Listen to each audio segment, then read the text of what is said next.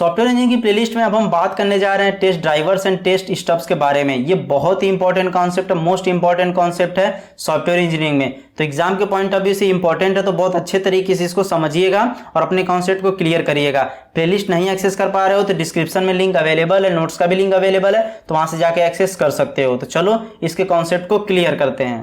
Test drivers and test stub, basically इन दोनों का पहले बात करते हैं क्या होता है। यहाँ पर देखो, test stubs and drivers are considered as element which are equivalent to do module that could be replace module are in their developing stage missing और not developed at so that necessity of such modules could be met. अब देखो, ये तो भाई साहब हो गई theory, इसे पढ़ लेना लिखने के लिए। मैं आपको इसका कॉन्सेप्ट बताता हूँ, क्रक्स बताता हूँ। अब देखो, test driver and test stubs का यूज क्यों किया जाता है। ये एक बड़ा सा सॉफ्टवेयर है, ध्यान देना, ध्यान से समझना। ये एक सॉफ्टवेयर है, इसे कई मॉड्यूल में डिवाइड किया जाता है ना, छोटे छोटे मॉड्यूल में डिवाइड कर दिया जाता है। अब बताओ, अगर हमें इस एप्लीकेशन की फंक्शनैलिटी को चेक करना है कि क्या अच्छे से ये सभी चीज़ें रिक्वायरमेंट आ रही कि नहीं आ रही हैं, और उस टाइम पे क्या है कि आपने इस 2 मॉड्यूल की कोडिंग नहीं की है और 3 मॉड्यूल आपका रेडी है, तो अगर आप चेक करना चाहते हैं इन मॉड्यूल को ऐड करके कि क्या रिजल्ट आ रहा है, अब बल्कि आपका 2 मॉड्यूल अभी रेडी नहीं है, तो आप क्या टेस्टिंग कर पाएंगे? नहीं कर पाएंगे। आपको ज़रूरत पड़ेगा कि हाँ यार, मुझे इन दोनों को भी कोडिंग करनी पड़ेगी, तब जाकर मैं टेस्ट कर पाऊंगा। लेकिन ध्यान दो, ड्राइवर एंड स्टब्स की मदद से हम इन दोनों को इंक्लूड करके और इन तीनों को भी इंक्लूड करके बड़े ही आसानी से टेस्टिंग कर सकते हैं। बस यही मतलब है और कुछ नहीं।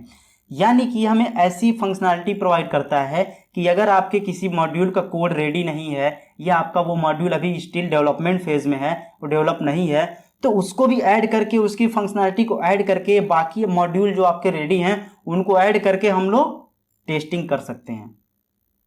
टेस्टिंग कर सकते हैं, फंक्शनैलिटी को चेक कर सकते हैं। यही होता है आपका test drivers and test stubs का। आई होप कि कॉन्सेप्ट आपको समझ में आ गया होगा। ठीक है, चलो अब देखो, drivers and stubs simulate feature and functionality and have ability to serve feature that a module can provide. वही है कि जो एक मॉड्यूल फीचर्स वगैरह जितनी प्रोवाइड करता है, ये स्टब्स एंड ड्राइवर प्रोवाइड करा देते हैं। लो भाई, मैं भी वही फंक्शनैलिटी प्रोवाइड करता हूँ, टेस्ट करो आराम से। जब वो मॉड्यूल रेडी हो जाएगा तो फिर इंटीग्रेट कर देना इसमें, बस यही होता है। अब देखो, this reduces useless delay in testing and makes the testing process faster. अब देखो, अगर ये दोनों डेवलप नहीं है तो सबसे पहले डेवलप करना पड़ेगा, फिर आप टेस्टिंग करेंगे। अब स्टब्स एंड ड्राइवर्स क्या करेंगे, आपको दे देंगे पहले से बनी बनाई चीज़ें, कहेंगे भाई टेस्ट कर लो, ले लो, जब बनेगा तो यार करना, अभी काम करो, 3 तो रेडी है, एक काम करो, इन तीनों को ऐड कर लो और मुझे दोनों को ऐड कर लो, टेस्ट कर लो। इससे क्या होगा, आपकी जो टेस्टिंग प्रोसेस होगी वो काफ़ी फास्ट हो जाएगी, डिले नहीं होगा चीज़ों में। समझ रहे हो ना ये सब चीज़ें।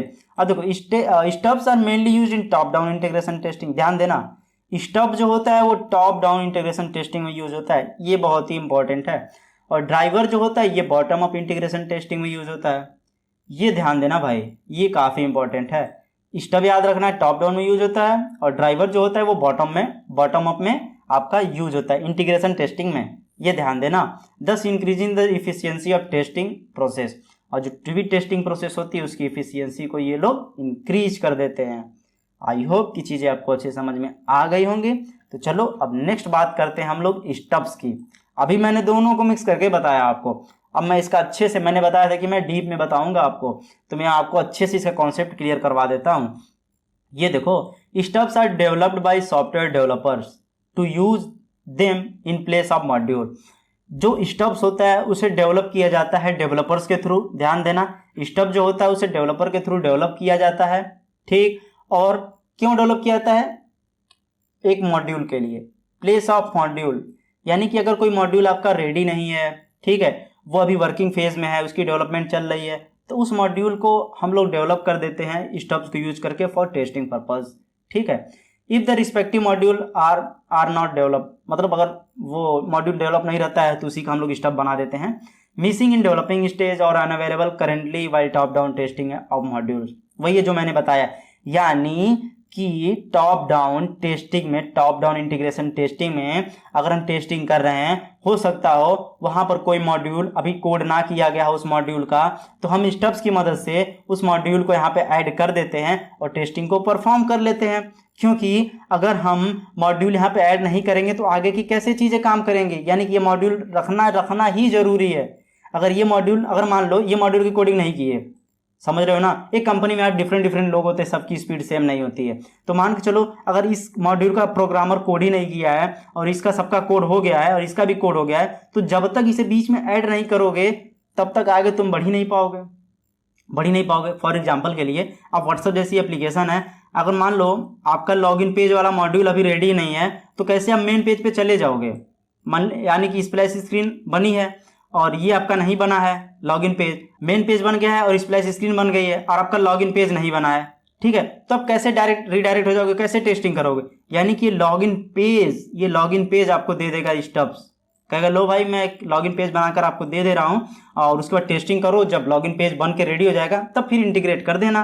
तो यही होता है, यानी कि इसका रहना भी जरूरी है, इसलिए स्टब्स का यूज किया जाता है टॉप डाउन इंटीग्रेशन टेस्टिंग में। आई होप की चीज़ें आपको समझ में आ गई होंगी। ठीक, stubs are divided into 4 basic categories based on what they do.